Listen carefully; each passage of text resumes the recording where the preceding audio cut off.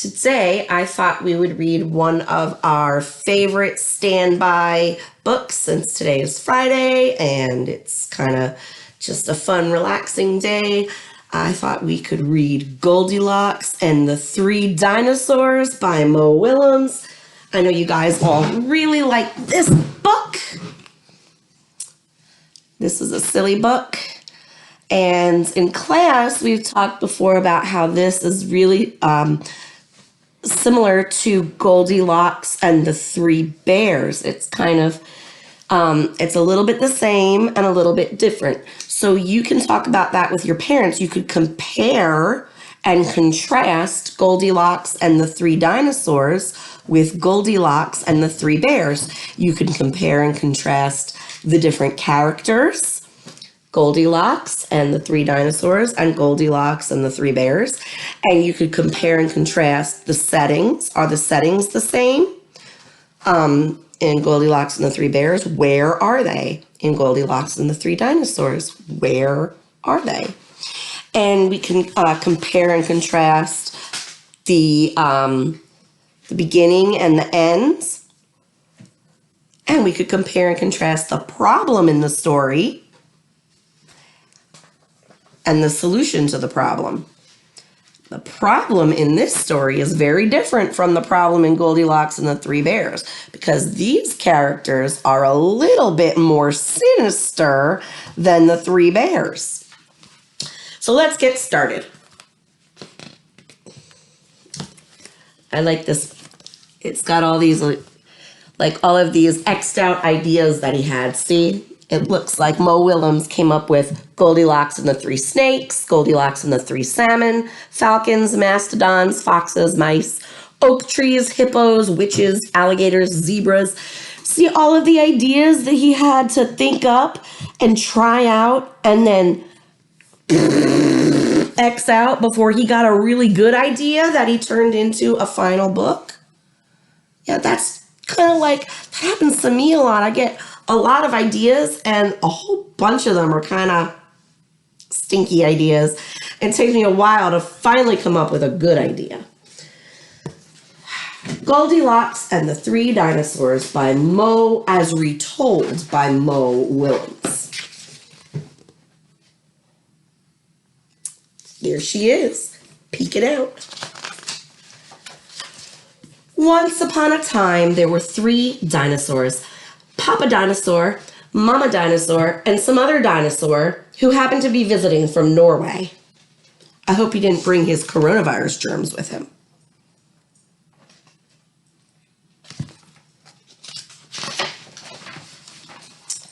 One day, for no particular reason, the three dinosaurs made up their beds, positioned their chairs just so, and cooked 3 bowls of delicious chocolate pudding at varying temperatures.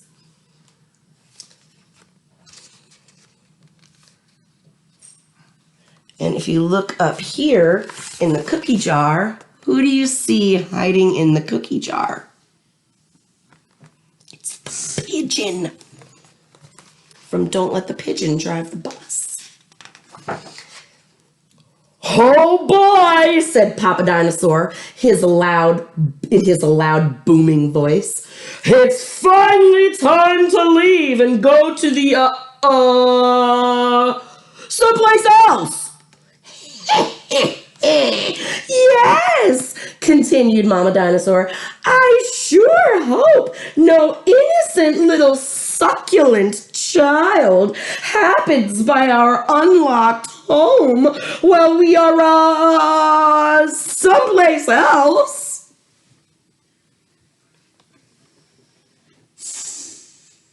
Sounds to me like they're plotting something. Look at her rubbing her her tiny T-Rex hands together. Sounds very sinister. Har, har, york, ark. Then the other dinosaur made a loud noise that sounded like a big evil laugh, but was probably just a polite Norwegian expression.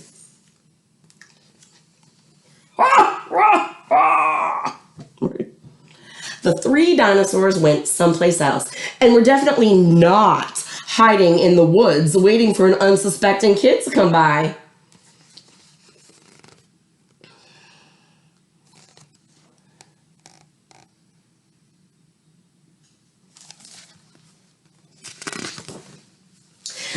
Sure enough, 5 minutes later, a poorly supervised little girl named Goldilocks came traipsing along. Look at that. Turns out they really are hiding in the woods. I wonder why they're hiding in the woods when they said they were going someplace else. They didn't go anywhere. They just hid in the woods right outside their house. Just then, the forest boomed with what could have been a dinosaur yelling, "Gotcha!" But I'm pretty sure it was just the winds. The loud noise was immediately followed by another loud noise that sounded kind of like, "Be patient, Papa Dinosaur. The trap is not yet sprung." But that could have been a rock falling or a squirrel. See the little signs?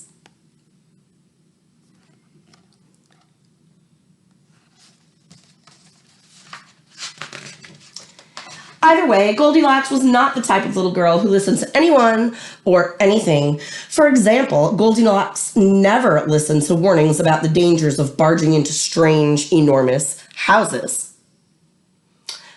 So as soon as Goldilocks came across a strange, enormous house, she barged right in. I bet she doesn't listen about doing her chores either.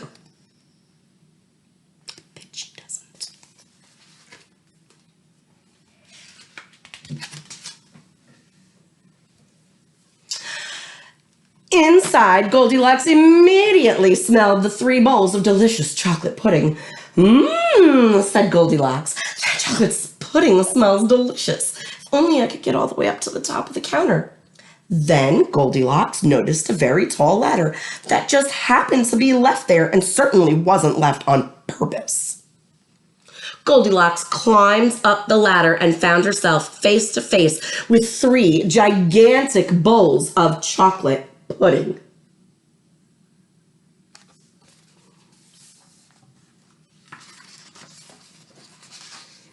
The first bowl of chocolate pudding was too hot, but Goldilocks ate it all anyway because, hey, it's chocolate pudding, right? I mean, chocolate pudding. Who doesn't love chocolate pudding?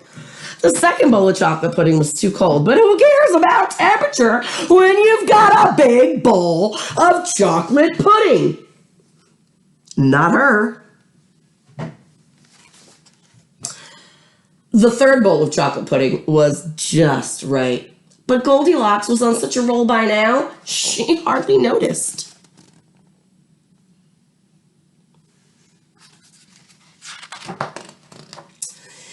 Soon, Goldilocks was stuffed like one of those delicious chocolate-filled little girl bonbons, which, by the way, was totally not the favorite things in the whole world for hungry dinosaurs to eat.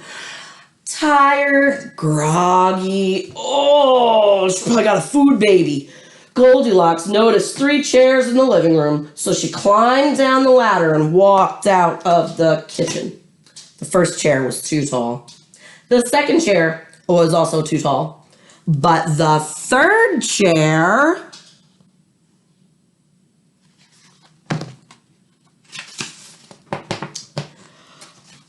yeah, that one was also too tall. Goldilocks wasn't going to climb that high just to sit in some chair, so she hiked over to the bedroom. When she got there, Goldilocks noticed that the beds were also gigantically big. What is going on around here? Groaned the exhausted girl. The bears that live here must be nuts. Why is everything too big for her? Is it a bear's house like she thinks? She thinks she's in the Goldilocks and the 3 Bears story. But what story is she really in?